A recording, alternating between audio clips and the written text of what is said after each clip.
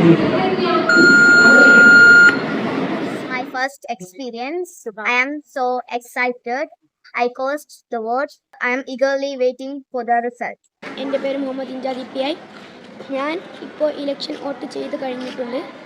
ഞാൻ election vote എന്ന് പറയുന്നത് കേട്ട് മാത്രമേ പരിചയമുള്ളൂ. അനുഭവിച്ചറിഞ്ഞത് വളരെയധികം സന്തോഷം. ഞാൻ ആദ്യമായിട്ടാണ് ഇപ്പോൾ വോട്ട് ചെയ്യുന്നത്.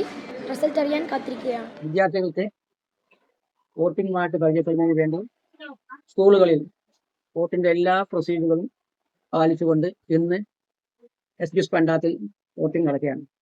ഏകദേശം 10-16ഓളം വിദ്യാർത്ഥികൾ മത്സരരംഗത്തുണ്ട്.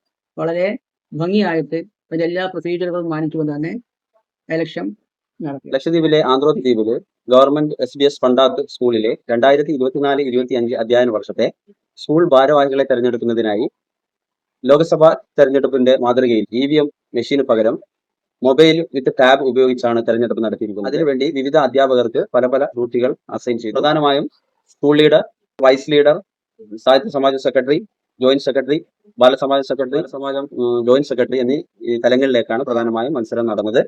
വളരെ വാശിയേറിയ മത്സരം തന്നെയായിരുന്നു. രാവിലെ 9:30 ബൂത്ത് സജ്ജമാക്കി ഏകദേശം 10 മണിയോടുകൂടെ പോളിംഗ് സ്റ്റാർട്ട് ചെയ്തു. വളരെ നല്ല രീതിയിൽ തന്നെ പോളിംഗ് നടന്നു. ഏകദേശം 98% കുട്ടികൾ അവരുടെ വോട്ട്